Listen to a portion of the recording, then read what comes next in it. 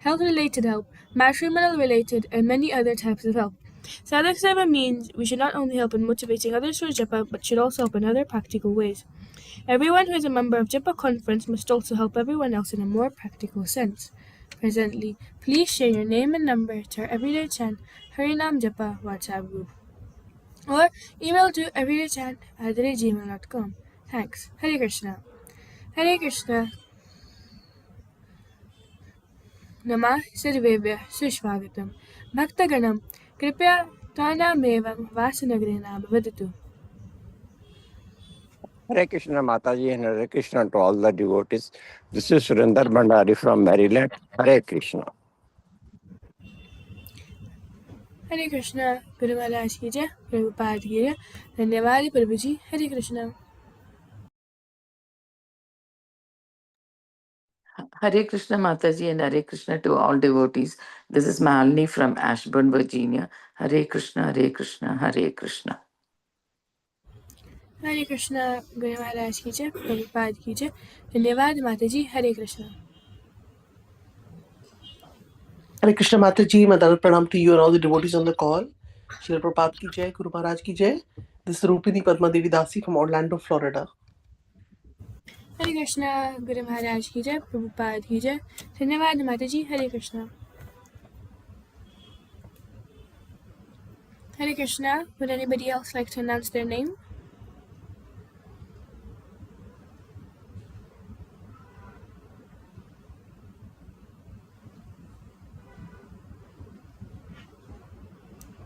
Hare Krishna, would anybody else like to announce their names? Hare Krishna Mataji, I was just trying to contact Arjun Prabhu from New York.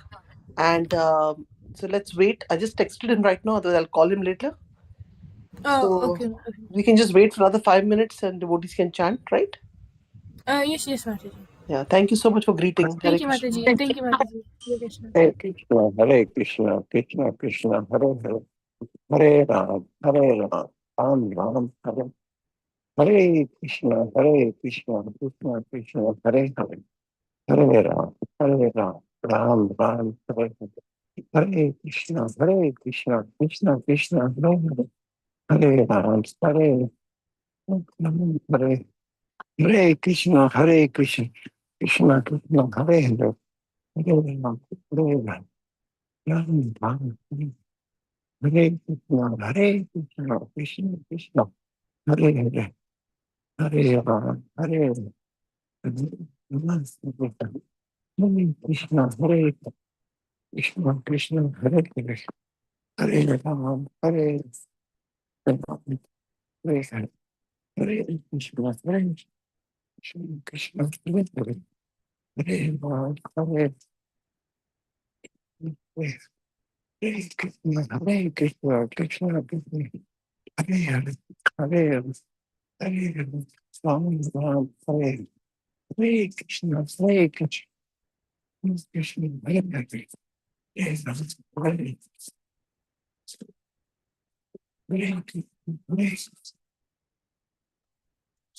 Hare Hare, Hare Ram, Hare Ram, Hare Ram Ram, Hare Hare Krishna, Krishna Krishna, Hare Hare, Hare Ram, Hare Hare, Hare Krishna, Hare Krishna, Hare Hare Ram, Hare Ram, Hare Hare Krishna, Hare Krishna, Hare Hare Ram, Hare Ram, Hare Hare Krishna, Krishna Krishna, Hare Ram, Hare Ram, Hare Hare Krishna, Krishna, Hare Hare, Hare Ram, Ram, Hare Hare Krishna, Hare Krishna, Hare Hare Ram, Hare Hare Krishna, Hare Krishna, Hare Hare Hare Hare Krishna, Hare Hare Ram, Hare Ram, Hare Hare Krishna, Hare Krishna, Hare Hare Ram, Hare Hare Krishna, Hare Hare Ram, Hare Ram, Hare Krishna, Hare Krishna, Krishna, Hare Hare, Hare Ram, Hare Ram, Ram, Hare Hare Krishna, Hare Krishna, Krishna, Krishna, Hare Hare, Hare Ram, Hare Ram, Ram, Hare Hare, Hare Krishna, Hare Krishna, Krishna, Krishna, Hare Hare, Hare Ram, Hare Ram, Ram, Hare Hare Krishna, Hare Krishna, Krishna, Hare Ram, Hare Ram, Ram, Hare Hare Ram, Hare Krishna, Krishna, Hare Hare, Hare Ram, Hare Ram, Hare Hare Krishna, Hare Krishna, Krishna, Hare Hare, Hare Ram, Hare Ram, Hare Hare, Hare Krishna, Hare Krishna, Krishna, Hare Hare, Hare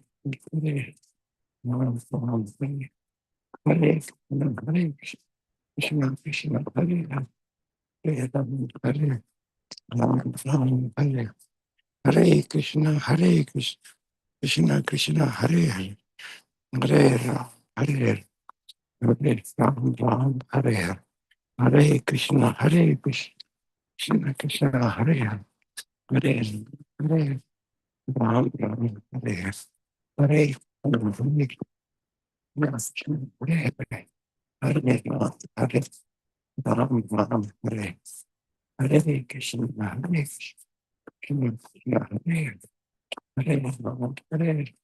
Ram, Ram, Hare Hare Krishna, Hare Krishna,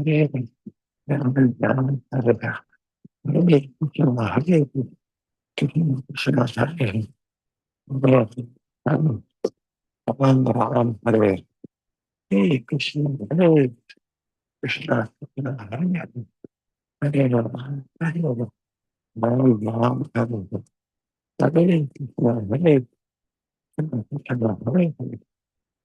Ram, Hare Ram, Ram, Hare Hare Krishna, Hare Krishna, Krishna, Hare Ram, Hare Ram, Ram, Hare Hare Krishna, Hare Krishna, Krishna, Hare Hare, Hare Ram, Hare Ram, Ram, Hare Hare, Hare Krishna, Hare Krishna, Krishna, Krishna, Hare Hare, Hare Ram, Hare Ram, Ram, Hare Hare Krishna, Hare Krishna, Krishna, Hare Hare, Hare Ram, Hare Ram, Ram, Hare Hare Krishna, Hare Krishna, Krishna, Hare Ram, Hare Ram, Ram, Hare Hare Krishna, Hare Krishna, Krishna, Hare Hare, Hare Ram, Hare Ram, Ram, Hare Hare Krishna, Hare Krishna, Hare Hare Ram, Hare Ram, Ram, Hare Hare Krishna, Hare Krishna, Krishna, Hare Hare Ram, Hare. Hare Krishna. Prabhuji will be joining in another 1 minute, 7:30. Hare Krishna. Please continue. Sorry for interrupting. Hare Krishna, Krishna, Krishna, Hare Hare, Hare Ram, Hare Krishna, Hare Krishna, Krishna, Krishna, Hare Hare, Ram, Hare Ram, Ram, Hare Hare Krishna, Hare Krishna, Krishna, Krishna, Hare Hare, Ram, Hare Ram, Ram, Hare Hare Krishna, Hare Krishna, Krishna, Krishna, Hare Hare, Ram, Hare Ram, Hare Hare Krishna, Hare Krishna, Krishna, Krishna, Hare Hare, Hare Ram, Hare Ram, Hare Hare Krishna, Hare Krishna, Krishna Krishna, Hare Hare,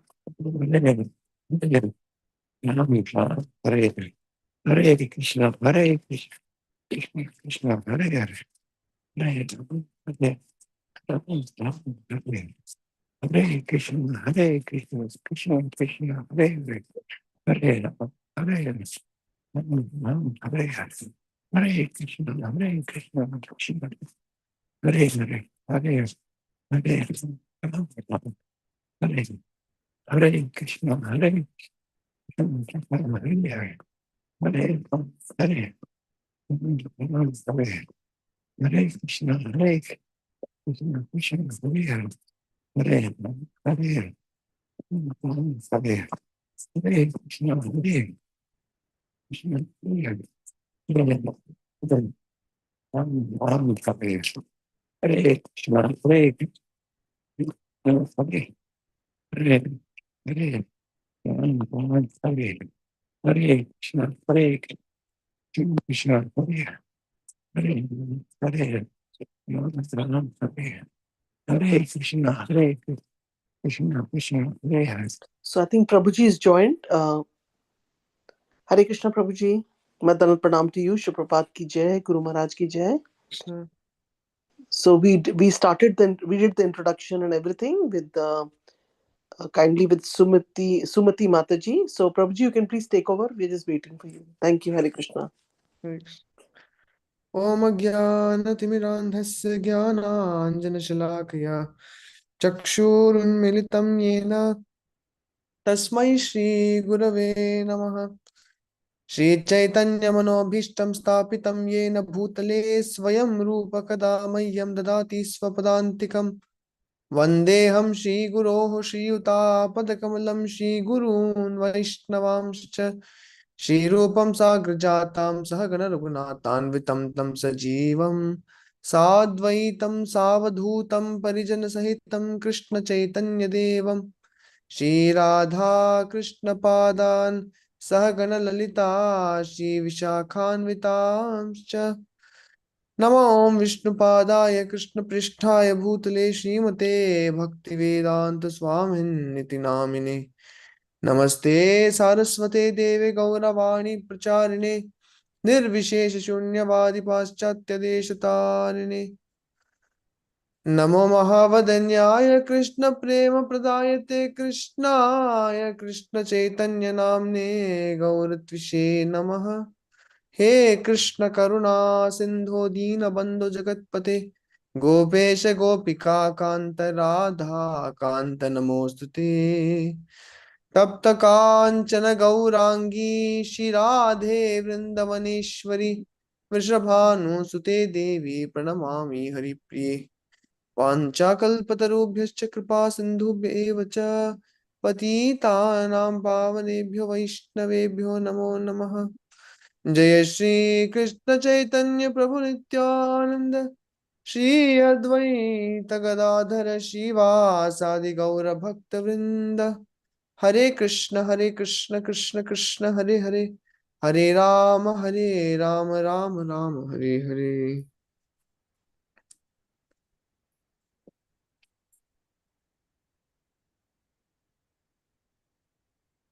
Hare Krishna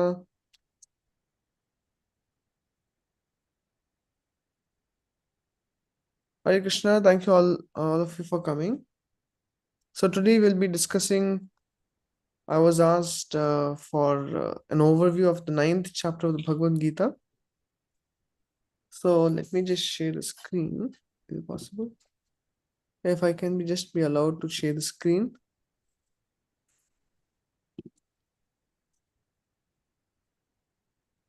Nikunjas Prabhuji. Yeah, okay.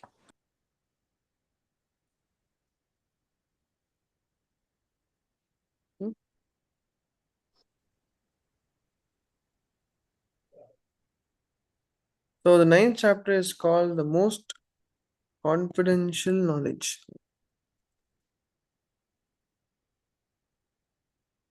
So as once we were discussing how in the Bhagavad Gita, the middle 6 chapters, chapter 7 to chapter 12, comprises the Bhakti Yoga section, and Krishna calls it the confidential knowledge. Actually, there is first of all Guhyam. Guhyam means it is confidential. Guhyatara.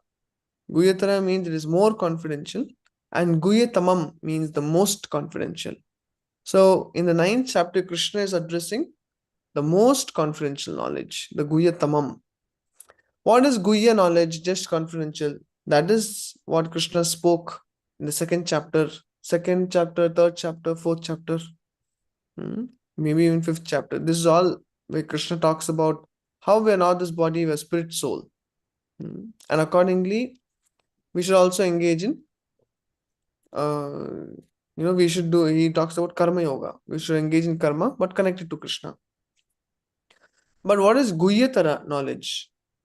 Guhyatara knowledge is, he talks about it in the 6th and 7th chapter or so. So where Krishna is explaining about not just body, soul, but he is saying that we are also, he's giving an overview of devotional service. Not overview, like a glimpse of devotional service. That we are supposed to serve God because we are spirit souls and God is our master. And Guhya Tamam is the most confidential knowledge where Krishna is talking about himself, about pure devotional service. In Guhyatara, Krishna only talks about the other aspects, the greatness. He does not talk about pure devotional service. In the 9th chapter especially, he talks about pure devotional service as we proceed ahead. And that is the Guhya Tamam, the most confidential knowledge. So you have Guhya, you have Guhyatara, and today we'll be talking about the Guhya Tamam. So, okay. See, 9th chapter has total of 34 verses.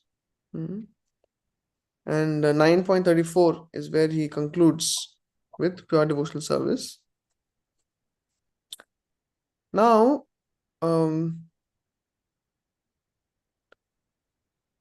can see here, Krishna, this is a very important verse. Prabhupada has a book. Prabhupada book is there, Rajavidya. Rajavidya Rajaguhyam Pavitram Idamuttamam Pratyakshaavagamam Dharmyam Susukham Kartum Avyayam. Krishna is telling Arjuna that this knowledge which I am going to reveal to you is the king of all knowledge. It is the king of all secrets. It is the most pure and it is the highest topic to be discussed. Pratyakshaavagamam means it is scientific. Why? Because it can be experienced. We are not just talking in the air, Arjuna. We are going to, when you practice it, you yourself can experience it. So this dharma which I am going to present is Pratyaksha Avagamam Dharmyam. And it is not very difficult to practice. It is very happily done.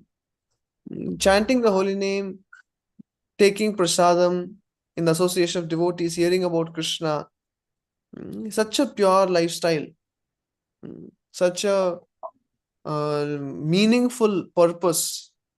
Leading life like that is happily performed. So Krishna says, when if anyone puts this knowledge into practice, he becomes very happy, and he can happily perform this devotional service. And therefore Prabhupada said, chant and be happy. So sukham kartum abdiyam. Okay. Yeah. Okay, now in very broadly speaking, 9th chapter, Krishna speaks about two things. Krishna talks about, first of all, he focuses on his greatness, the paratvam. The greatest aspect of Krishna is called as paratvam. Paratvam means, as Krishna says in the 7th chapter, 7.7, Mattaha parataram nanyat kinchidasti dhananjaya mai sarvam idam protam sutre manigana iva. Krishna is telling Arjuna that there's no one equal to me or superior to me. Matta parataram na anyat. There is no one superior to me. That means I'm the supreme. I am the goal of all the transcendentalists, of all the paths of spiritual realization, self-realization. I am to be known. After me, there's nothing else to be known. Like that, Krishna says. So that means he is like the highest summit of all knowledge, the highest summit of all the goals. By knowing him, there's nothing else to be attained or known. So therefore, Krishna is making it very clear that he is the highest, the topmost. So that one part of ninth chapter is Krishna is talking about his greatness. And the second part, broadly speaking, the second part of ninth chapter is Krishna is talking about his sweetness. So just as say we're all sitting on at a round table and just we don't know one another, and when the time comes that we all have to introduce ourselves, then the person sitting on your right hand side, he gets up and says, well, I am the CEO of Apple, Tim Cook. Oh, immediately your respect for the person next to you will increase. Then the person to your left will stand up and say, oh, well, I'm the CEO of Google, Sundar Pichai. Immediately you think, my lord, he is sitting next to me. Before they introduced themselves, you were thinking two ordinary men are sitting next to you. But now you feel a little intimidated, or you feel that you want to do something. You'll ask, sir, can I bring you some coffee or tea? Can I bring you some snacks? Is it okay if I'm sitting in between? Maybe you need some more space. They say, no, it's okay. It's fine. Just relax. So why? Because as soon as we talk about greatness, we become little humble because we are not that great. So when we talk about greatness of a person, not only it humbles us, we also develop respect, awe and reverence for whatever they do. Now, if Tim Cook is sharing, say later on we have a breakfast or a meal together, and he is sharing his childhood pastimes. Childhood pastime, as in if he says, I always used to go to that particular school, and I used to hear this particular subject. I really did not like the subject. So you will feel, my lord, what information is releasing. I never knew this about Tim Cook. But we all have been to schools. We all have had those subjects which we don't like. Is nothing special that he also has done the same thing. But because his greatness is so magnified that he's a CEO of Apple industry. So now when you hear his, pastimes, childhood pastimes, you also develop some sweetness. You can relish that sweetness because you know his greatness. If his greatness is not known, and I'm telling, see, I'm just an ordinary guy. So I'm saying, in childhood when I used to be, very small, I really like chocolates very much. Yeah, but everyone will be thinking, why is this fellow telling us all this? We don't really care. Isn't it? Why? Because the greatness is not known.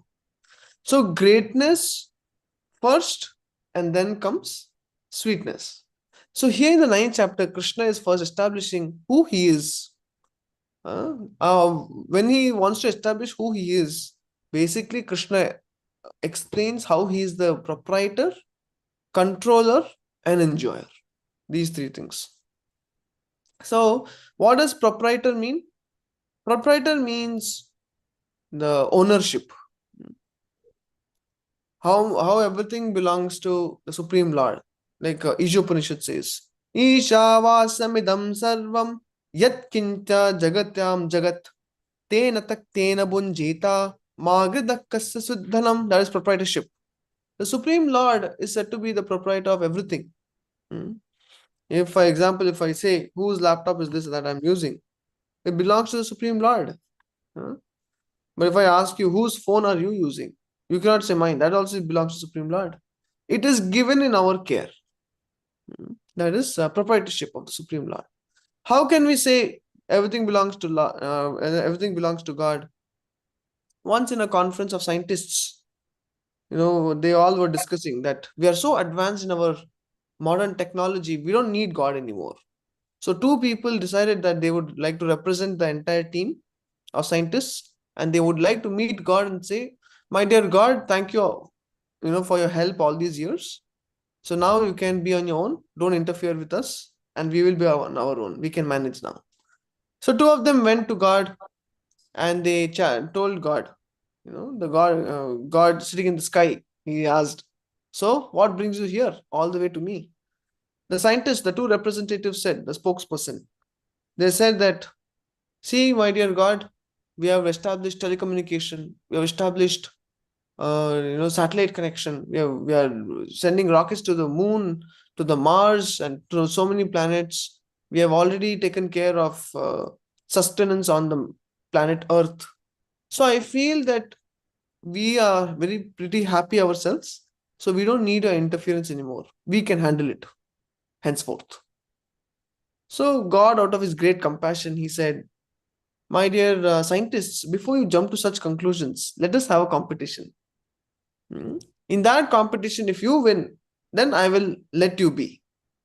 I will let you do whatever you want. I will not interfere. Otherwise, you have to follow. Otherwise, if you don't win, you have to follow what I say." The scientists looked at each other and said, "Yeah, sure. We are up for any competition. Practically, we have remodeled anything you can do." So they said yes. So first challenge was, the Supreme Lord said, we have to make a planet like Earth and launch it in the sky. Scientists said, "Oh, that's easy." Of course, first God, as it is said, God said, "Let there be Earth," and there was Earth. So he just made one planet and put it in the sky. The scientists looked at one another with a smile on their face. They said, "That's easy." And one scientist bent down to pick up sand in his hand. Immediately he was stopped by God, and God said, "No, no, no. Go and get your own sand."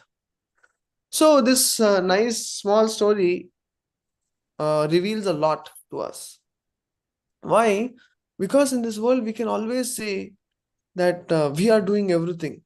But if you look a little deeper, the basic elements what we are using doesn't belong to us, isn't it? For example, if I say this is my phone, what is mine in this? Are the elements mine? What aspect of this phone is mine?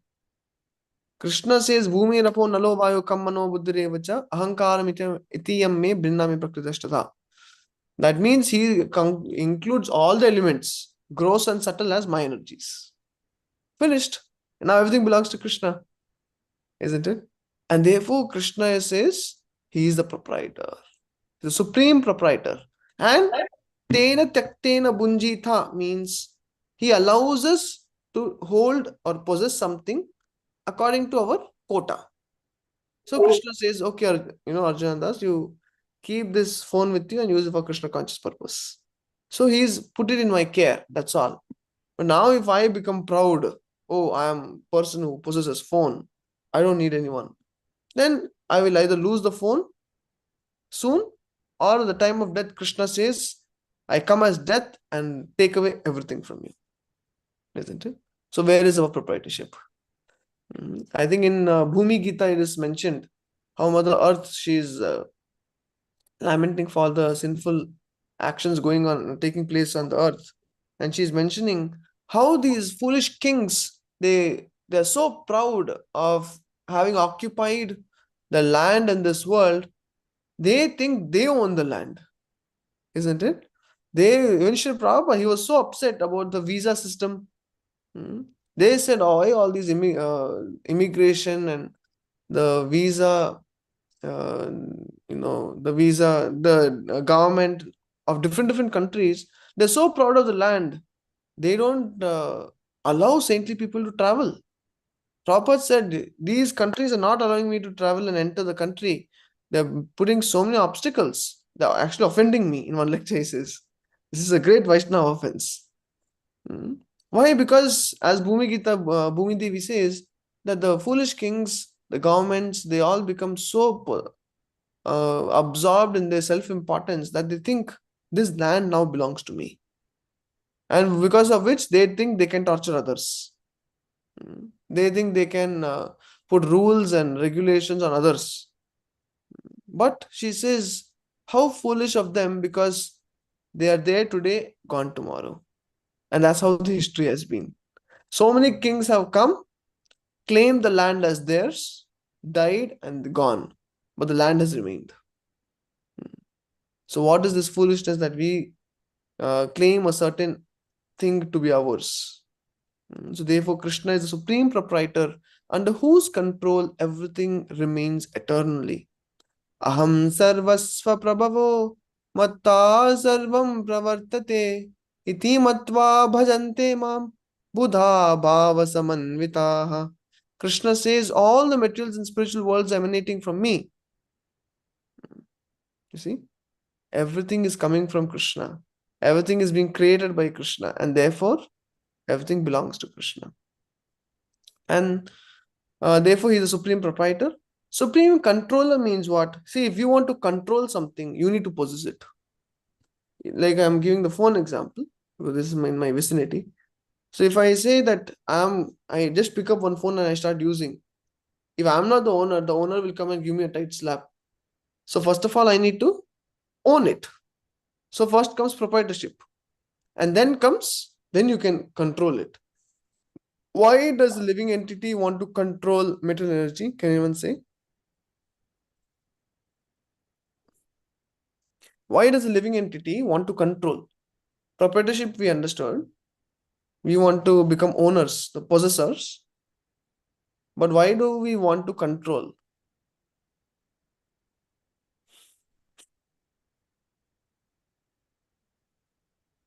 Anyone?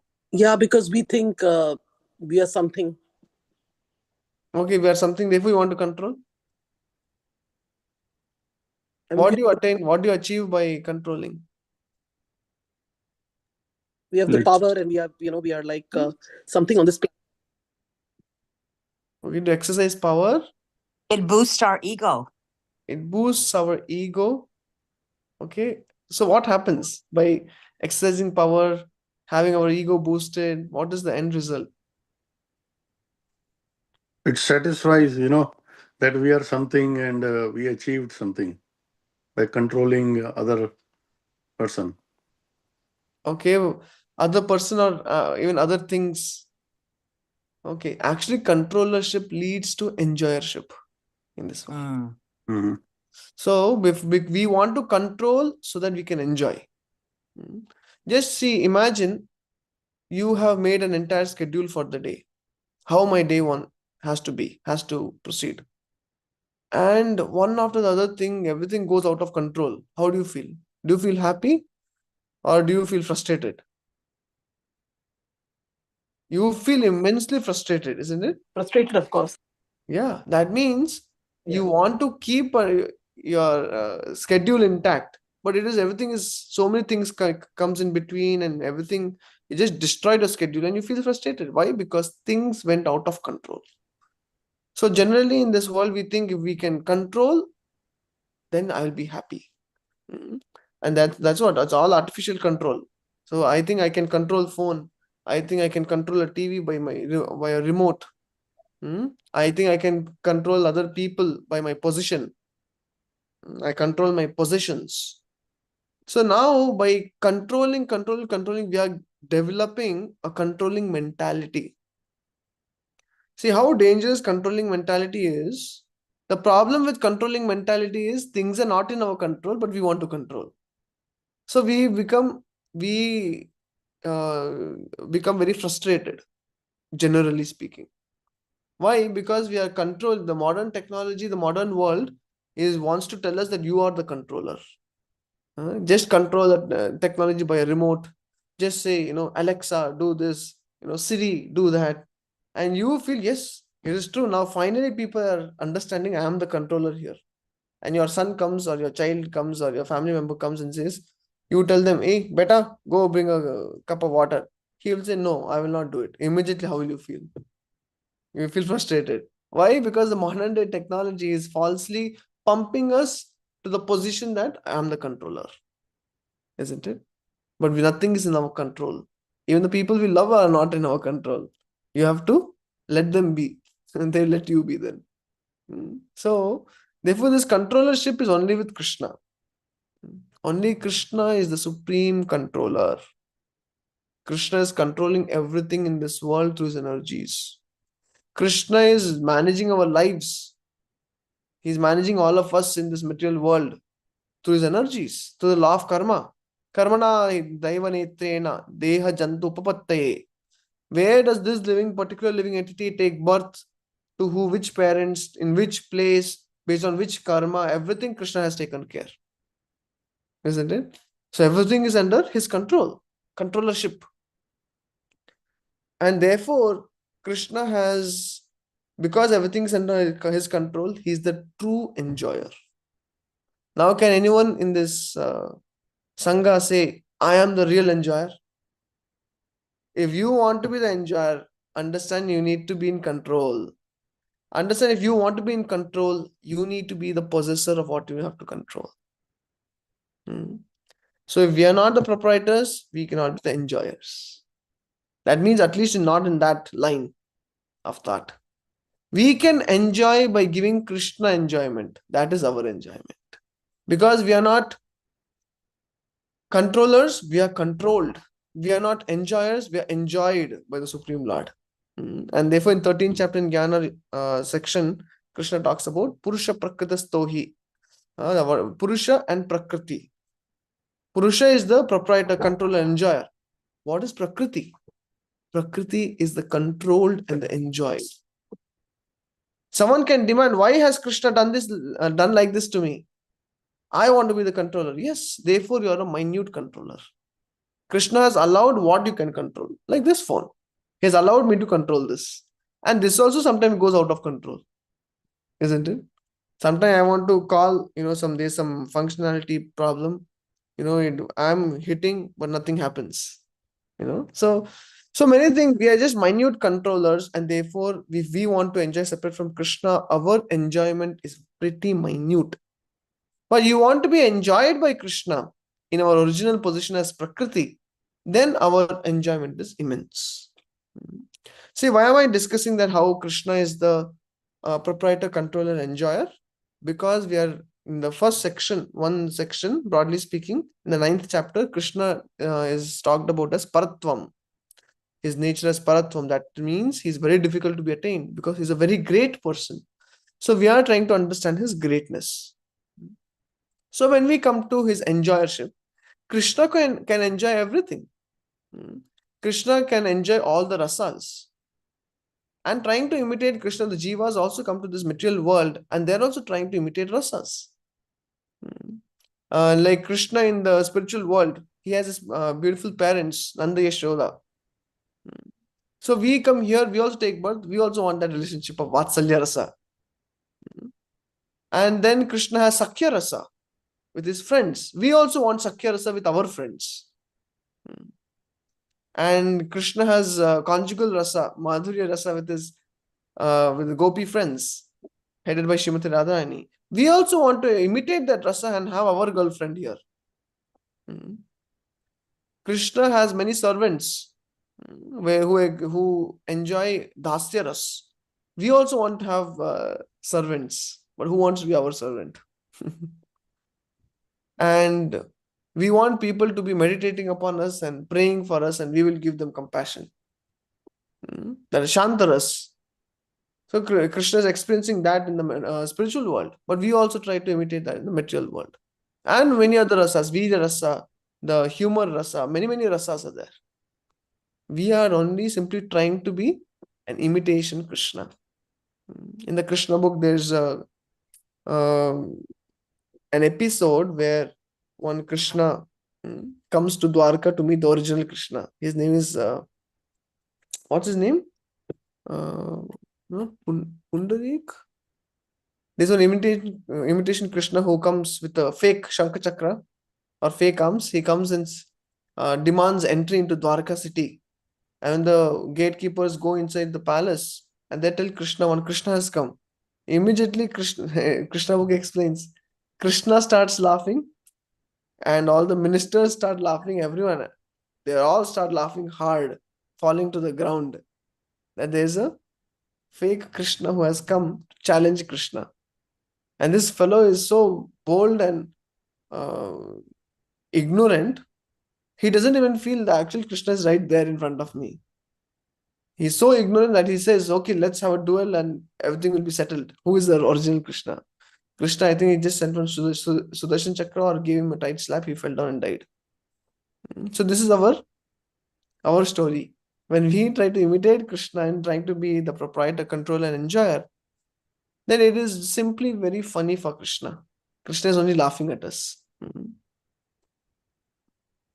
So, how is Krishna the enjoyer? He's eternally enjoying the rasas in full. Those devotees who serve Krishna, they never are left disappointed. Whereas people who serve us, sometimes parents are disappointed. We cannot live up to their expectations. They want us to be gold medalist, but we cannot do that so much. Or our friends demand lot of time from us, but we have other things to do. Or sometimes there is an ego battle. So sometimes those very friends become our enemies. And sometimes a boyfriend girlfriend relationship in this world is so temporary. Or sometimes if a boy meets another girl, he'll forget the previous girl. Or there's for small things they start fighting. As they say, love at first sight, divorce at first fight. So that is also very temporary in this material world. Similarly, no one wants to, in this world, no one wants to serve us. Sometimes you see in Bollywood movies, the one actor and actress, they're dancing in the front. And behind them, one actor, the main actor, he has 20 dancers to dance behind him, copying his steps. And the main actress has another 20 dancers dancing behind her, copying her steps. But in this world, you go and dance with a wife, no one will come and dance behind you, 20 people. They have their lives. They'll be thinking, you come and dance behind us, isn't it? There is no service attitude in this material world. So therefore, not just that people don't want to serve one another, but you can also see how much can we reciprocate love with the other person. When we love Krishna, Krishna can reciprocate and fill our hearts with unending happiness. Brahma Saukyam tu Anantam. And he can while in his reciprocation, he can pull us out of the material world and reinstate us in our eternal position in the spiritual world. But the people of this world, how much love can they reciprocate? You may tell someone, I love you, but what is that love? If the lady says, oh, you really love me? Please give me a gold necklace. No, that much I don't love you. That means I don't have so much money, isn't it? Or you have worked so hard. We can't even reciprocate love. So Krishna is the real enjoyer. He can enjoy the rasas, all kinds of rasas, and at the same time, he can reciprocate love with living entities. Whereas we are very limited. We cannot reciprocate love with all the living entities. And even if we love one person, like sometimes if a person gives too much time to his spouse, then he forgets his parents. You give too much time to parents, you forget the spouse. If we give too much time to children, then someone else is affected. So we are limited in how much love we can share. So the real enjoyer is Krishna. So we are discussing how Krishna is the original proprietor. He is a supreme controller and he's a supreme enjoyer. And it all starts because every entire material world belongs to him. Material world, spiritual world. And therefore Krishna's one name is Rishikesha. Rishik plus Isha is Rishikesha. That means he's also the Lord or the owner, controller of all our senses. That means the senses also belong to him. This body belongs to him. Therefore, he's called as Rishikesha. So only when we use our senses in his service, only then we can be truly happy. Why? Because we also belong to him, but we have just turned away from him, thinking that I'll be another imitation of Krishna. So I'll show you now 9.4.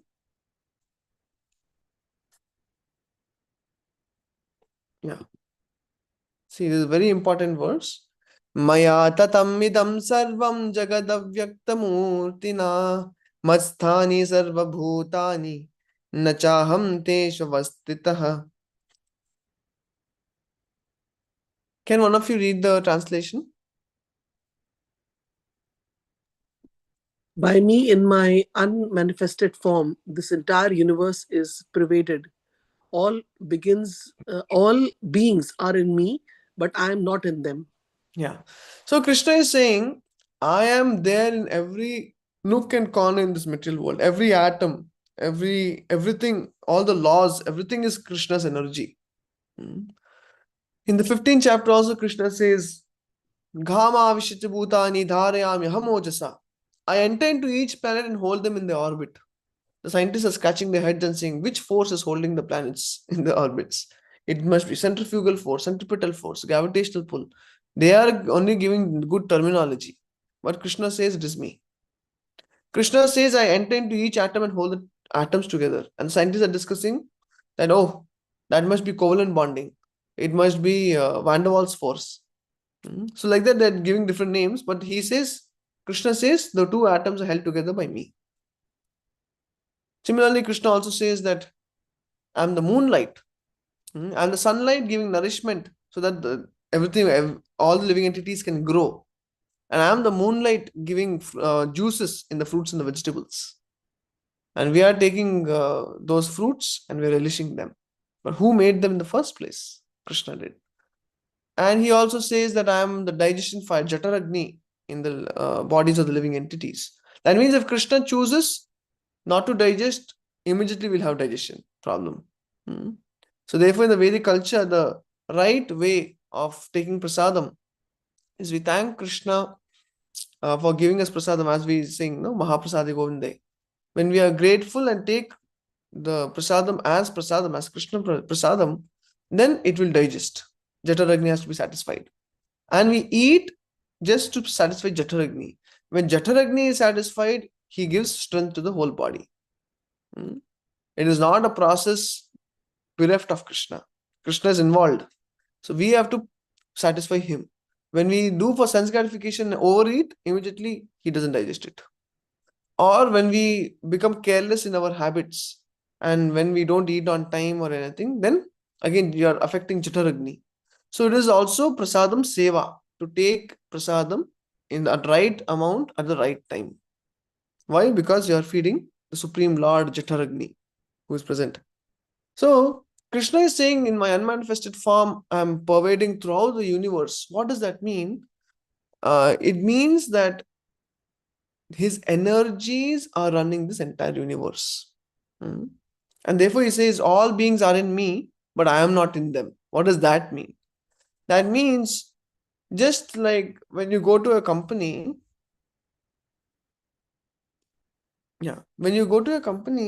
you see that sometimes the owner of the company is not always there. He might come once in a while. But as soon as you enter the company, you see the owner's photo is there. The policies put by the owner is actually being run by run in the company. Then his protocols, his orders, his what will please him. That's the mood of the entire company, isn't it? He sets the mood, the owner. Why? Because everyone knows if owner is not satisfied, then he might kick me out of the company. So everyone wants to satisfy the owner, and everything is in the company is being run by the policies put forth by the owner, but the owner is not there. So the owner can say, all the beings in the company are in me. How are they in me? Because they are being sustained by my energies in the company. His energies are the administrators, the CEOs, the CFOs, the CTOs, CEOs. All these are employed by the owner. But I am not in them. That means, but he doesn't have to be in the company. As soon as you see owner's office, immediately you remember owner. But he doesn't have to be there. It's his energy. As soon as you see the company itself, you know the policies are being put forth by the owner. But he's not there. He only comes once in a while. So therefore, in this verse, Krishna is saying, I'm running this entire material world in my unmanifested form. I've pervaded the entire material world. That means all the laws of nature, all the how everything is functioning, how the nature is providing so much of food for all kinds of living entities, how the living entities are sustaining in this world. Even in our body, if you analyze the body, the body needs energy, and I told you about Jataragni. Then there's also a lot of functions happening in the body. So there are 10 kinds of air. 5 prominent, 5 not so prominent. Like prana, apana, vyana, samana, udana. So these are 5 prominent airs. Now for the prana, it is said at the time of death, what happens at the time of death is that the soul doesn't want to leave this body on account of attachment. So who first leaves is the Paramatma. When the Paramatma leaves the body, the prana, who is also the Vayudev, the prana leaves because the Supreme Lord has gone. So prana also leaves. Then the soul has no other option but to leave this body. You see, that means who is sustaining the body? I am thinking I am working hard day and night, working from 9 a.m. to 9 p.m. I'm sustaining my body and the bodies of my relatives. But it is not us who's sustaining this body. It is the super souls present in the heart.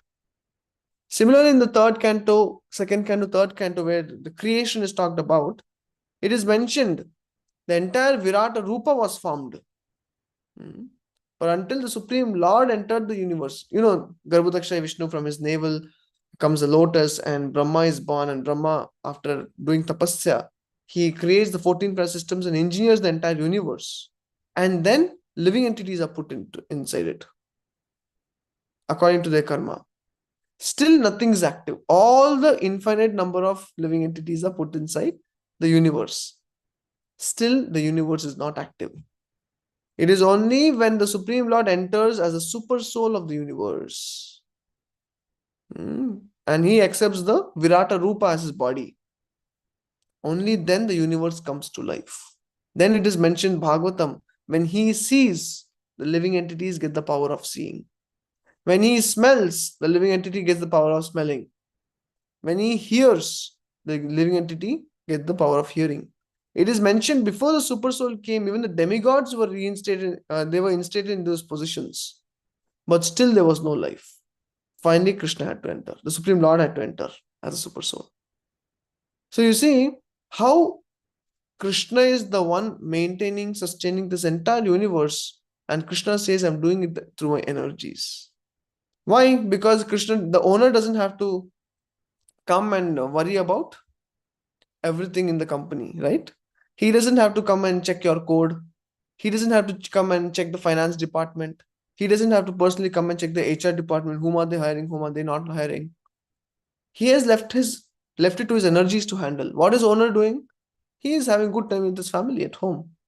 Similarly, Krishna in the spiritual world is having good time with his family members, his eternal family members. But he has allowed his demigods to take the administration.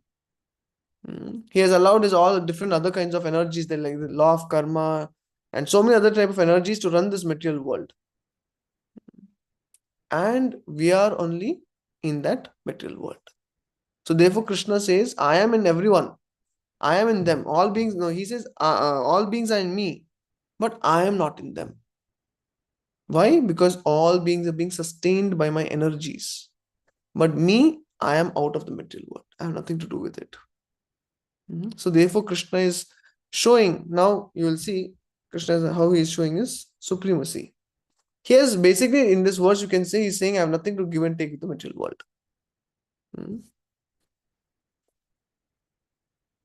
Okay, you can read this very important purport. You should read it later on. See, Prabhupada says, yeah. When Lord says, I am everywhere and everything is in me, but still I am aloof.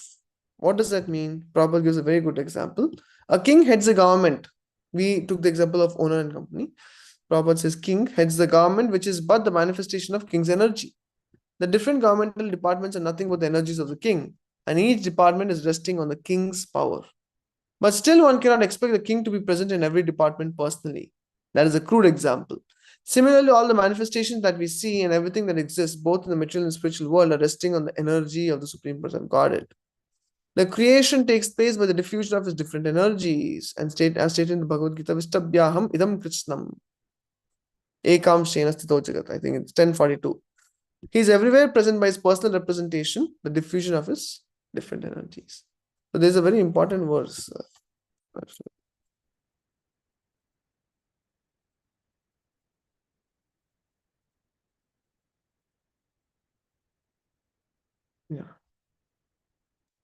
Parasashaktirudaiva shuyate. What does that mean? Let us see.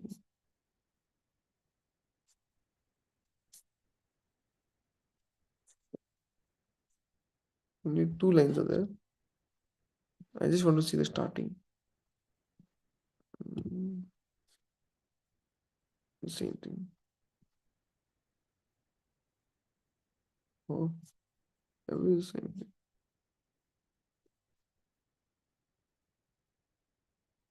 Anyway, these are the 2 lines of the verse. It's very nice if you can see the entire thing. See this one. This. Anyway, so in that verse, Parasashaktir Vivadaiva Shruyate Swabhaviki Jnana Bala Kriyacha. Like that it is said. Which means Krishna is saying, I'm ruling this entire material world by my various energies. Parasashaktir. Okay, let me see. Determined to find it. Oh, this is one. न तस्य कार्यं कारणं च विद्यते न तत्समश्चाभ्यधिकश्च दृश्यते परासशक्तिर्विधैव श्रूयते स्वाभाविकी ज्ञानबलक्रिया च. This is Shvetashvatra Upanishad 6.8. न तस्य कार्यं कारणं च विद्यते. That means Krishna has no work to do. See, God has nothing to do personally. न तत्समश्च अभ्यधिकश्च दृश्यते. That means there is no one equal to him. And this whole material world, Parasashaktir Vidhaiva Shuyate Swabhaviki Jnana Balakriya Cha. And he is running this entire material world and spiritual world just through his energies. What is energies? Swabhaviki means from his own energies. Like Jnana Shakti, Bala Shakti, Kriya Shakti, his creation, everything is happening through his energies. Like that is mentioned. Yeah. See, now from here, you look at text 5, Krishna saying, and yet everything that is created does not rest in me. Behold my mystic opulence. Although I am the maintainer of all living entities and although I am everywhere, I am not a part of this cosmic manifestation. For myself is the very source of the creation. We'll read this, very important. Nacha mastani bhutani pashyame yogam aishwaram bhuta bhrinnaccha bhutastho mamatma bhuta bhavanaha.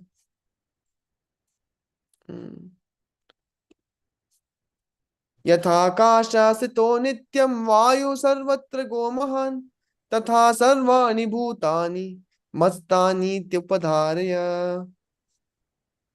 Yeah, can someone read?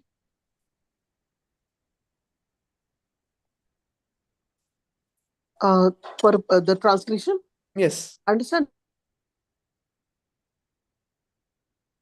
Yeah. Flowing everywhere. Rest all beings rest in me. Yeah. So understand that as the mighty wind blowing everywhere, rest always in the sky. All the created beings rest in me. So he is the sustainer and maintainer. सर्वभूतानि कौन्तेय प्रकृतिं यान्ति मामिकाम् कल्पक्षये पुनस्तानि कल्पादो विसृजाम्यहम्. Prakriti Yanti Mamik Kalpasaya Pumas. Yeah. See here. So, oh son of, can someone read? Yeah. O son of Kunti at the end of the millennium. Yeah. Continue.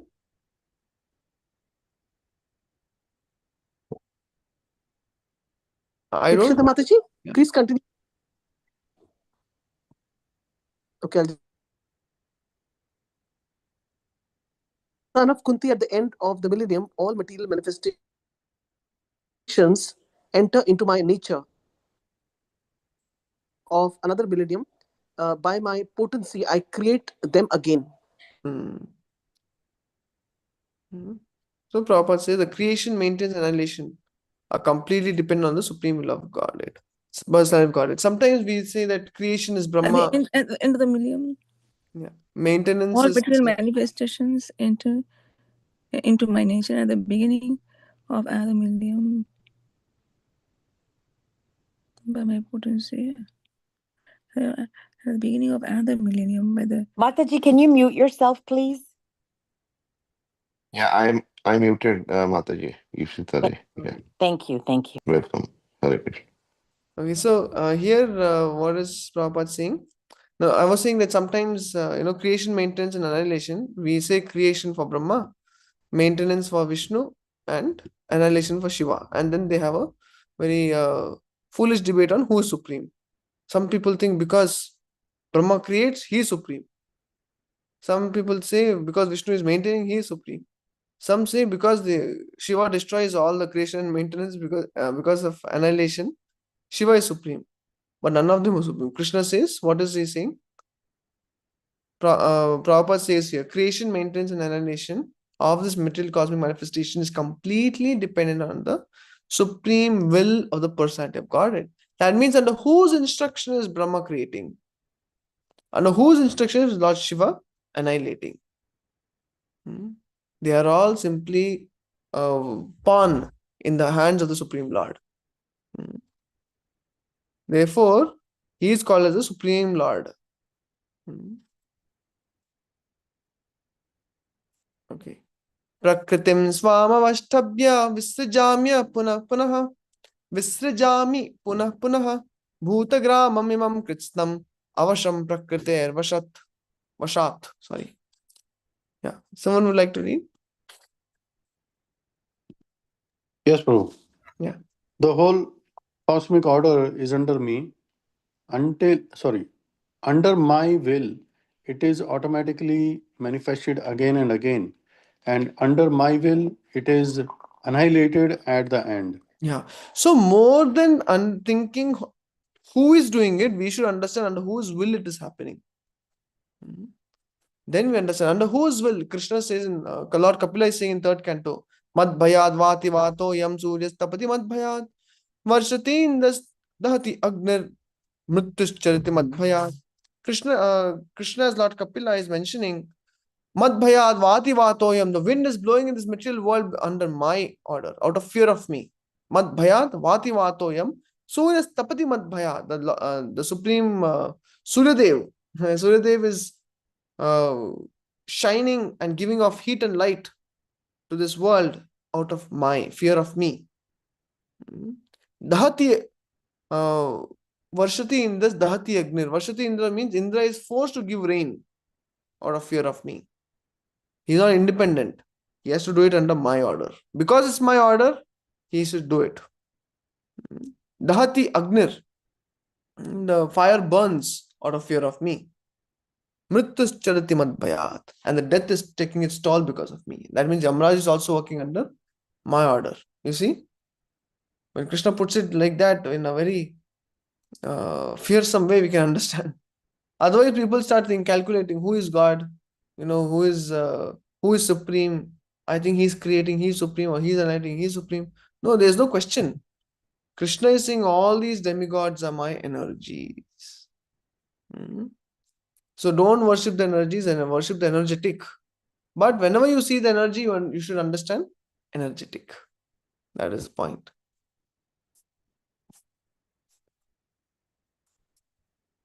Nachamam tani karmani nimadnati dhananjaya udasina vadasinam asaktam tesha karmasu. Yeah. Would anyone like to read?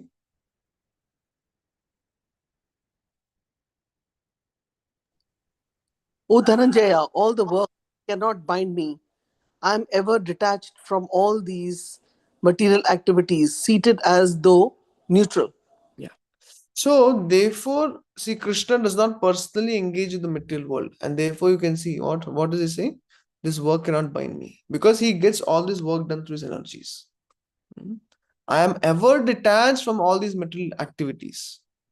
Like the president of the country has many other things to do other than take care of the prison. Energies are taken care. The president of the country has his own, or the prime minister of the country has his own family, dealing with his families. He has a loving relationship with his parents, with his wife, with his children. That is his real life. But he also takes care of the things of the nation as his job. But of course, the Supreme Lord is not even bound to his, there is no duty that can be assigned to the Lord. He is just doing this because he knows the living entities want to enjoy separate from me. So he is just giving some facility for them to do so. So what Krishna says here, I am detached. I am completely neutral. I have nothing to give and take from this material world. So he has allowed the energies to take care. And this is a very famous one. Maya dhakshena prakritihi suyate sacharacharam hetunane kaunteya jagat viparivartate. Yeah. This material nature, which is one of my energies, is working under my direction. O son of Kunti, producing all moving and non-moving beings, under its rule, this manifestation is created and annihilated again and again. Yes, that means it is working under Krishna. Prakriti is also working under Krishna. When the whole material world becomes sinful, Prakriti, Krishna, when Krishna is not pleased, Prakriti can withhold her production. That means Prakriti will no more continue to manifest good products, good quality products. Now you can see they have become so rare. Now organic things are more costly. Why? Because she is withholding. More the living entities turn away from God, more they will have to eat all artificial products, all inorganic substances. This is all what the doing of the Prakriti. When the people across the globe in general become very sinful, then Durga puts two nations to fight with one another, thereby killing most of them, so that the sinful reactions will be taken care. So like this, when the living entities turn away from God and they become very sinful and they displease the Supreme Lord, because he says material nature is my energy and acting under me, under my direction, immediately when he is displeased, Prakriti also withholds. Kunti Mahani also says the same thing. Let me just bring them. In 8th chapter. Ime Pada Rajasvadha.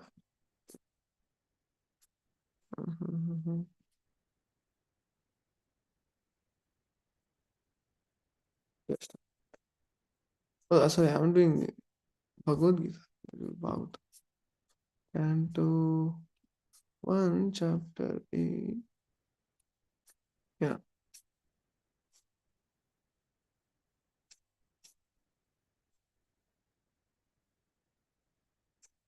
Then comes calamity.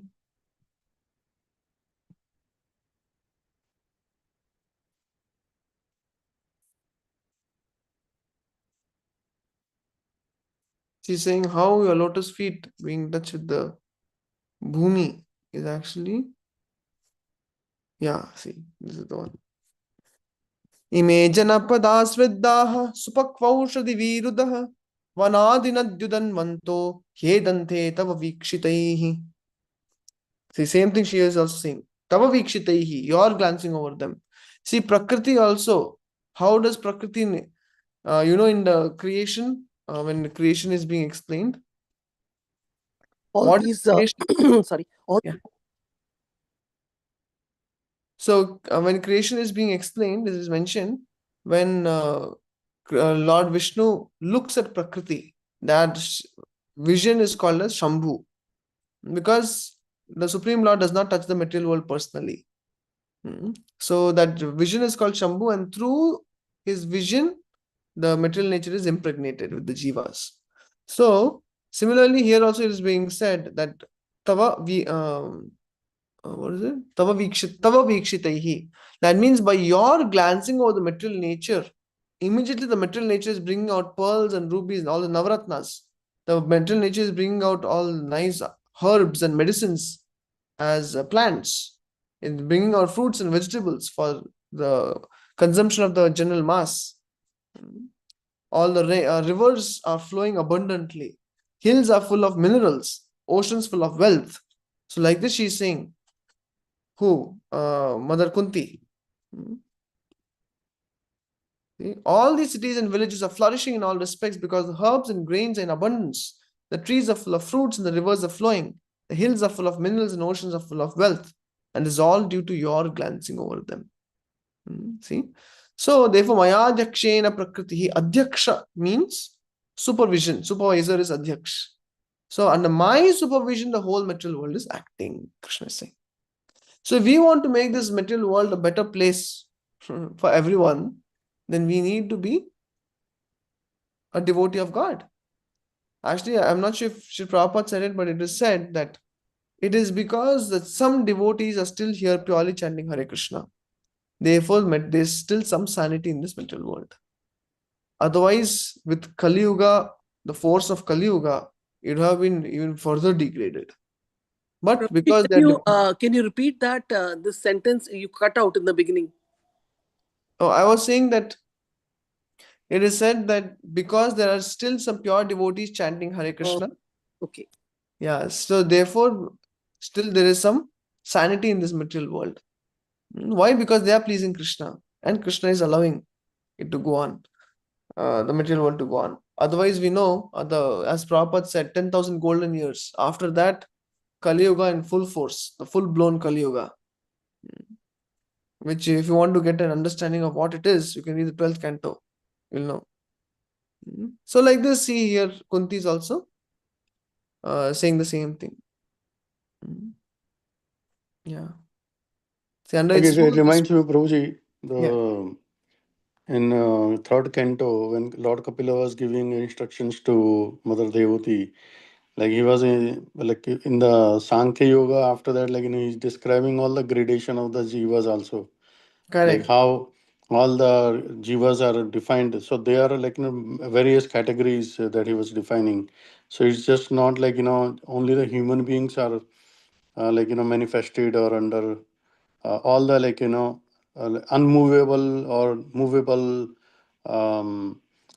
conscious entities or everything, even with a liberated person or even somebody is a pure devotee, everybody is in their Lord's control. Correct. Very true. Thank you. Yeah, so therefore here Krishna is saying that material nature is acting under my supervision, and therefore so many different species are there. As soon as we offend the material nature will take away, you can say, certain amount of herbal plants, medicinal plants. She doesn't have to give, and these foolish people have to start making some false vaccine. They for the COVID they made vaccine taking from a calf, bovine serum. So how horrible it is. And they call it medicine. What kind of medicine?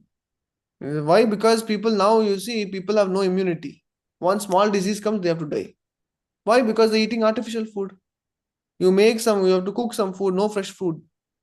What do they use? Frozen food. Frozen food, no prana. When there's no prana in food, it is looks like carrot, but it is not carrot. It looks like beans, frozen beans. Looks like bean, but inside there is no nutrition of a bean. Why? Because the materialistic people are over exploiting material nature, and that's a whole huge another topic. How the over exploitation of the material world. So because of which the material nature is withdrawing her resources. When you drill into the earth to suck out oil, to extract oil for our petroleum and different this thing, that is considered by Bhagavatam as exploitation of the earth. And they're not using it in Krishna service. They're using it for their own sense gratification. So you exploit earth for your sense gratification, the Supreme Lord is not pleased at all. Then under his direction, the material nature withdraws. And therefore today people are eating artificial food, canned food, frozen food. And look at the fruits in America, the taste is not at all good. It's mostly sour fruits. Purchase a pomegranate, everything is completely sour. The berries are naturally sour. Now if you want a strawberry to be sweet, what do you have to do? You have to put and cook in sugar. Then you have to use it in other things. Only then it will you'll remove the tartness. So in this way, the fruits are not tasty. Why? Because God is not pleased. Similarly, you can look at the flowers. Flowers have no fragrance. Therefore, you need a flower and a fragrance separate. Kali Yuga means you get everything separate. Flower separate, fragrance separate. Food separate, its essence separate. You have to add pineapple. If you make some pineapple juice, little pineapple essence of sometimes you have to put. Because pineapple has no taste. The material world is becoming simply a joke. And though materialistic people are becoming very proud, see, we are able to extract essence and the aroma separately and all these things, but it shows the fact that the material nature is not producing good enough fruits and vegetables and flowers. Why? Because people are not pleasing God. So she is withholding all the resources. Otherwise, you look at the descriptions of flowers and all these things in Bhagavatam. It is mentioned how aromatic, how intoxicating they are compared to be. But today, nothing. They offer one rose to the Lord, and devotee goes and asks the other devotees to smell it. When you smell, there's no fragrance. Why that's such kind of roses? Because material nature is not happy. Krishna is not happy, and therefore material nature is withdrawing. You see? So therefore, today, living an artificial lifestyle, the modern man is eating artificial food, because of which his immunity is so down. And one COVID will come, out. He's out. Outside, he's going to gym and having a very bulky body, but internally, no immunity. One disease comes and he's out. Isn't it? And not just that, medicinal plants also don't come out. Whatever is mentioned traditionally in Ayurveda, to attain them, to get hold of them is very difficult nowadays also. So in all this way, when you consider, you understand how material nature is withdrawing, because she is seeing that the people in this material world are predominantly becoming not so God conscious. They don't care for God anymore. And therefore, she is withdrawing her resources. So now in next few verses, see, Krishna is saying, he's comparing my devotees and the materialistic or demoniac people. He's saying the people who are not his devotees, they think when Krishna comes in this world, he accepts a human form. He calls them as fools. And then he says they get bewildered and attracted by demoniac and atheistic views. In that deluded condition, their hopes for liberation, their fruitive activities, culture of knowledge are all defeated. They don't get anything. But my dear, O son of Pritha, those who are not deluded, the great souls, they are the Mahatmas. Mahatmanastu mam partha daivim prakritim ashritaha bhajantenanya manaso jnatva bhutadim avyayam. Krishna is saying these Mahatmas are my pure devotees. They are under the protection of divine nature. That means there are two natures, material nature and spiritual nature. Mahatmanastu mam partha daivim prakritim ashritaha. They have taken shelter of Krishna's spiritual energy. Who is Krishna's spiritual energy? That is Srimati Radharani. They are fully engaged in devotional service. Bhajanti ananya manasaha. That means they use their mind to worship Krishna with a focus, without any deviation. Why? Because they know me as the Supreme Person of Godhead, original, inexhaustible. Then he says, Satatam kirtayanto mam yatantascha dridhavrataha. What are the activities of my pure devotees? They're always chanting kirtan. Kirtan means kirti, to increase the fame of the Lord, to speak about the Lord, to discuss about the Lord, to chant His holy name. It's all kirtan. So they are always chanting my glories and endeavoring with great determination. Yatantascha dridhavrataha. They will do anything to please Krishna. Namasantasya mam bhaktya. My devotees bow down before me. And these great souls perpetually worship me with devotion. Namasantasya mam bhaktya. What does it come? What is the last line? Nitya yukta upasate. Like this, they perpetually worship me. So these two verses, text 13 and 14, talk about the pure devotees. Now again, back to people who don't worship Krishna. See, others who engage in sacrifice by cultivation of knowledge worship the Supreme Lord as the one without a second, as diverse in many and the universal form. So these are not the pure devotees, but still they accept God. And these are the Gyanis. So first Krishna is talking about, in 11 and 12, he's talking about those people who deride him and his divine nature, atheistic fellows. Then he talks about his pure devotees in 13 and 14. And in 15 and 16, in 15 he says about Jnanis. They worship the universal form. But it is I who am the ritual, I am the sacrifice, I am the offering, I am the healing herb, I am the transcendental chant, I am the butter, I am the fire, I am the offering.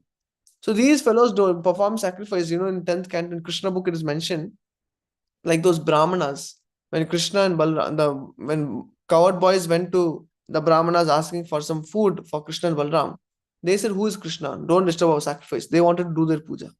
They did not understand this verse. What is this verse? Aham kratur aham yajna swadaham aham aushadam mantroham aham evajyam aham agnir aham hutam.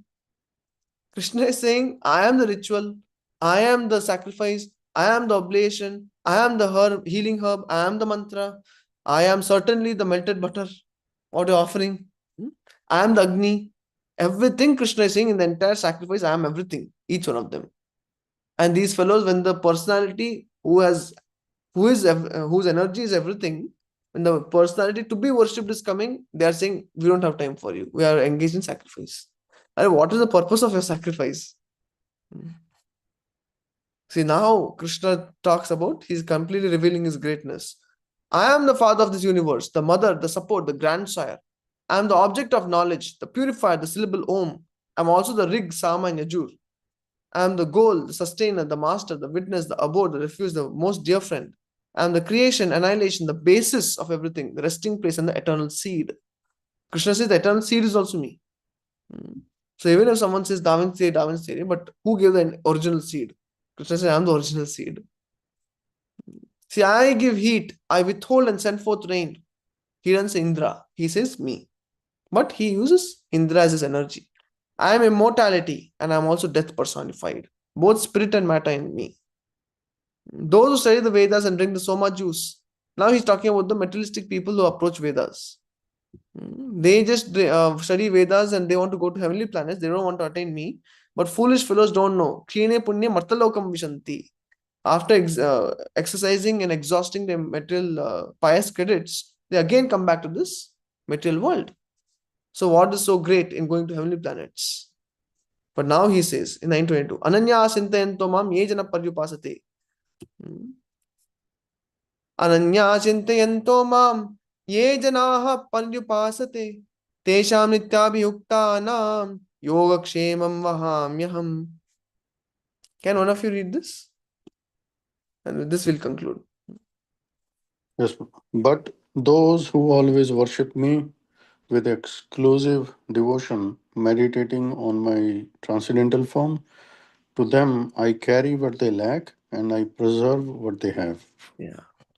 So for my devotees, those devotees who are not materialistic like those pious fellows who wish to enjoy heavenly planets, for me, those devotees are very dear. And what do I do for them? Because they are exclusive in devotion to me, I am exclusively there for them. Whatever they need for service, I'm holding. Like for Arjuna, his capacity to fight the war, such a powerful archer, that capacity was given by Krishna to him. And that is, Krishna is saying, I preserve what they have. And now we also know about that devotee who joined in, I think, New York City, but later on he moved to Boston. He was initially called as a Crazy Peter.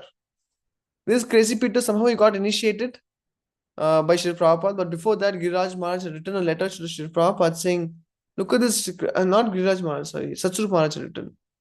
That time Crazy Peter was in Boston. And he would just lie in front of the entrance of the temple with his books and just sleep there and lie around there. So Satsurup Maharaj wrote a letter to Srila Prabhupada complaining about the same. Prabhupada wrote back saying, can you not tolerate? That's all he wrote. Can you not tolerate? So Satsurup Maharaj, he tolerated and eventually he was initiated by Prabhupada. But that Crazy Peter went on to become his grace Kushakrata Prabhu, who has now, he became a big time Sanskrit scholar and has translated many of Goswami literatures from Sanskrit to English. What is an example of? I carry what they lack. Because Kushakrata Prabhu was so sincere, Krishna was carrying that scholarship, the Panditya, Sanskrit Panditya, and when he was sincere to engage in Krishna Seva, he gave it. Similarly, Arjuna was also given that skill. Krishna gave that skill and he preserved it. And when the war was over. There was no need for such a skill. So in the Bhagavatam first canto, it comes where Arjuna was bringing the queens of Dwarka, of Krishna's 16,000 queens, and giving them protection. Some cowherd infidels, like not cowherd, just infidels, they came and they defeated Arjuna and they took the queens and went. Of course, Acharyas comment that Krishna only came as those infidels. But that time Arjuna was bewildered. How is it that me, who has defeated great generals in the war of Kurukshetra, I'm losing to these infidels? Because he lost potency in shooting. Why? Krishna removed it. It's done. You needed that skill for some service. Now that service is done. Krishna took back the skill. So you know that skill does not belong to Arjuna. Similarly, the skill set we have, if we don't use it in Krishna's service, please understand this skill, these skills, whatever we are good at, is given by Krishna. So first of all, we should use it in Krishna's service, and second, we should not become proud of it, because at any point in time, Krishna can withdraw it. So here he is very much glorifying his devotees, and like this, he now till 21, you can say broadly speaking, Krishna is talking about his paratvam. Paratvam means his supremacy, how everything material nature is being controlled under his direction, his supervision. But still, he doesn't have to do it personally, but by his energies. And then he gave a description, he gave a glimpse of how his pure devotees are the ones who worship him wholeheartedly, but others like jnanis, they only go for impersonal aspect or worship of universal form. And the atheistic demoniac people, they reject Krishna and they just get into materialistic living. And also he also talked about the karma kandis, who simply approach the Vedas to go to heavenly planets, but they don't understand. It is just a long life. After long life, again you have to come to this Martya Loka. But my devotees are not like that. Because they're exclusive in their devotion to me, I am exclusive in my love for them. And I carry what they lack, preserve what they have. Now from 24, 9, 24, 25, 26, now you see how Krishna starts talking about 25 is Yanti Deva Devan. Here, 26 onwards. So we discussed about Paratvam, but the second part of 9th chapter, which we don't have time to discuss today, it's way over time, is Saulabhatvam. Saulabhatvam means, yes, Krishna is a very great person. The whole material world is under his beck and call. All the energies are working under his direction. He is not easily attained. He is a supreme proprietor, controller, enjoyer. To talk to such a great person is not that easy. He doesn't have to bend to anyone. Everything is under his control. But that Supreme Lord also has another aspect. One aspect is Paratvam, and second aspect is Saulabhatvam. Saulabhatvam means, though he is such a great person, very difficult to be attained, he is still easily attainable. That is Saulabhatvam. And therefore, Krishna now starts speaking about the Bhakti part, 926 to 934. So next time whoever is speaking, they can discuss. Now Krishna talks about how easy it is to please Krishna. How easily Krishna can be attained and can occupy our hearts. So that part he talks the rest of the chapter, and that is the pure devotional service. Of course, 927, the Yat Karoshi Yat Dashnasi, it is still kind of karma yoga. Whatever you like, what you like to eat, offer to me. What you like to do, offer it to me. Do it as an offering to me. So it's not pure devotional service, but he concludes it in pure devotional service. Like that. So Saulabhatvam aspect, we will it has to be discussed next time. So thank you for your patience. Sorry I took too much time. I thought it'll be done by 8:15, but it took till 8:50. I didn't have the idea. So whoever is Mataji or Prabhuji can. Prabhuji, very nice class. Just one clarification I'm looking for. Like when you mentioned, like Lord Krishna gives a glance at the Prakriti. So then this material nature manifest and all the living beings are created. Yeah. So I'm just missing the connection here. Lord Brahma creates all the living beings and and instructs that do the progeny and everything. What is the connection between the material energy and Brahma? Like how material energy is Brahma is under the material energy of the Lord to do the creation? Okay, Can so you provide the connection? how it happens is, Brahma is also under material energy. He's under the Supreme Lord's direction, but he's within Prakriti. So how it happens is, Krishna's expansion. He expands as Balram. Balram expands as Sankarshan. Sankarshan, Pradyumna, Aniruddha, and Vasudev. So now that Sankarshan expands as Narayana, and again there is one Chatavyuha forms. That is Sankarshan, Pradyumna, Aniruddha, and Vasudev. That Sankarshan, the second Sankarshan, expands into Mahavishnu, Karana Udaka Shai Vishnu. Now Karana Udaka Shai Vishnu is called as Mahavishnu, who is lying in the causal ocean. Now that Mahavishnu, from his every pore, one material universe comes out. I'm not talking planet. One universe comes out of every pore of Mahavishnu. He's huge, uncomprehendable. So now into every universe, Mahavishnu expands as Garbhodakshai Vishnu, from whose navel comes a lotus on which Brahma is born. And under the direction of Garbhodakshai Vishnu, Brahma does engineering of the universe. He does not create the living entities. He only engineers the universe, gives a blueprint, and he engineers it. Like the 14 planet system and the planets and many things, all these things are done. That is Brahma's intelligence. Now still, because none of them exist, at the end of the destruction of the universe, all the living entities are with Mahavishnu, the first Vishnu who was created, expansion of Sankarshan. So when Sankarshan looks at Prakriti, that vision is called as Shambhu. So that vision impregnates Prakriti. Of course, she's not Prakriti at that time. She's called as there's Mahatattva. There's Mahatattva and Pradhan. Pradhan, Mahatattva, Prakriti, if I'm not wrong. So Radheshyam Prabhu explains it as, say, one is an 8-year-old girl, and other one is 8-year-old girl has not hit puberty. So then other one is 15-year-old girl or 16-year-old girl who has the potential to be pregnant, but she's not. And Prakriti is already pregnant with the child in the womb. So there is Pradhan, there is Mahatattva, and there is Prakriti. So initially the material nature is called Pradhan, which is impregnated by Lord Shiva, which is the glance of Vishnu, Mahavishnu. And through that glance, the material nature is impregnated with the jivas. Because when the universes are not there, when the universal destruction happens at the end of Brahma's life, then all the universes go back into basically into Mahavishnu's body. Again, they have to come out. So in the meantime, the living entities take shelter of Vishnu's navel, Mahavishnu's navel. So as soon as the universes are created, he impregnates material nature with the jivas.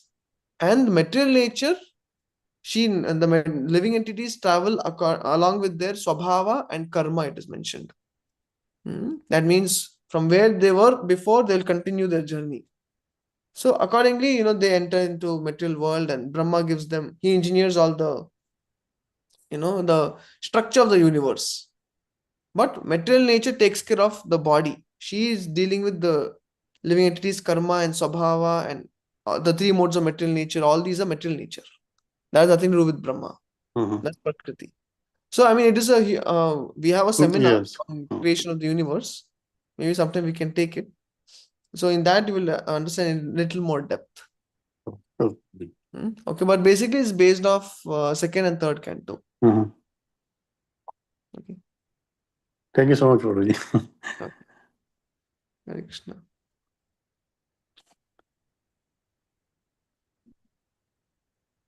Okay, so Any other devotee, anybody has any question, clarification they are looking? I know we are already over time.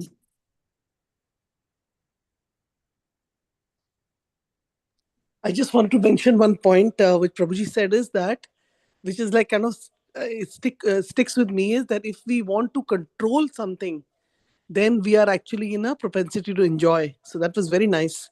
We couldn't get the answer, but Prabhuji nicely from Shastric reference has given that. So anytime we want to control something, we have to understand that it's like a kind of a sense gratification and we want to enjoy. So we might as well, and the example of the Krishna is the Rishikesha, Lord Krishna. So, he's, we have to satisfy Krishna, and in the process we will be satisfied. So,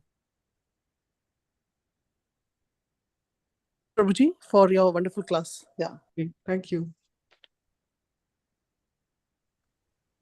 Probably this is the first time I'm hearing you. Actually, very nice class. But I want to understand, how your journey started in Krishna consciousness. I was studying in India in one of the NITs, NIT Suratkal in South India. So then I met with Radhesham Prabhu, and I started hearing his lectures and attending his camps or retreats. Yes. Yeah, then like that. Very nice. I also hear him sometime. He gives very nice class. Very nice. On the different levels, basically. Yeah. Mhm. Whatever I'm speaking is just like a drop in the ocean of his knowledge. Mhm. All this what I'm speaking is what I've heard from him only. Thank you, Guru. Hare Krishna. And it's so nice that now Radhesham Prabhu is coming, I think, more than once or twice a year to America to enlighten youth. And I had heard that earlier, his Guru Maharaj, His Holiness Radhanath Maharaj told him that, you go and preach among the Indian youth. But the thing is, he's not doing that. He's actually preaching among everyone now. Yeah. Guru Maharaj thought that he'll not be able to stay in India. But I know recently went to where my daughter is in Texas. And so there was Austin, Texas. So the crowd is mostly non-Indian. Seminars to them. Outright, he's reaching all over the world now. India, of course, he's famous, but so we all are his fans. Yeah. Very nice to hear. So, yeah. So, Prabhuji, we can end the call. Okay, no other question. We can end the class here. We have 9 people. Anybody wants to ask? Sumati Mataji. Hare Krishna Mataji. So Mataji, we have to end the class. Hare Krishna. Mataji, do you have any question? No, Mataji. Thank you, Prabhuji, for giving such a wonderful class. I really like the points. Hare Krishna.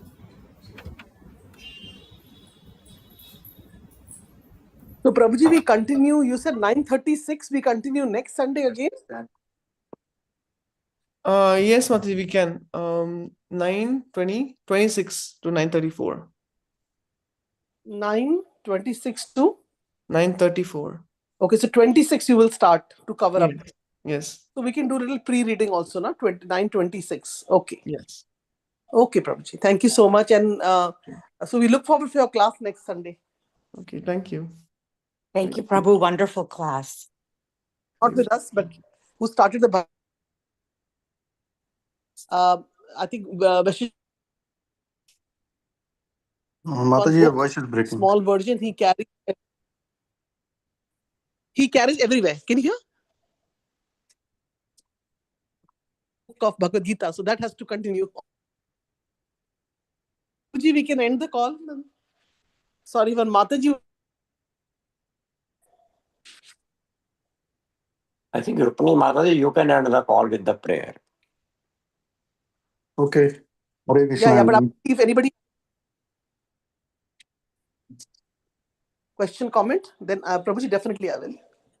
And even Manidhar Prabhu is there. No, Mataji. Okay, so I think we can end the call. Panchakalpatarubhasya कृपा पतितानां पावनेभ्यो वैष्णवेभ्यो नमो नमः अनंत कोटि वैष्णव की जय Shri Arjun Prabhuji ki jai. Hare Krishna. Hare Krishna. Prabhupada ki jai. Thank you. Thank you, Hare Prabhuji, for your wonderful class. Thank you, Thank you, Prabhuji. Prabhuji. Hare Thank you, Prabhuji. Prabhuji, you join at 7:30 normally, right? 7:30. Yes, Mata, 7:30. Because sometimes I'm confused 7:20, 30. Okay. Because 7:20 we stop our chanting and greeting, no? So then, Oh, okay. yeah, that's okay. 7:30 is good. Another Prabhuji on Saturday joins 7:32. Yeah. Okay. Hare Sure. Krishna, Hare Bol. Hare Krishna. Hare Krishna, Hare Krishna. Hare Bol.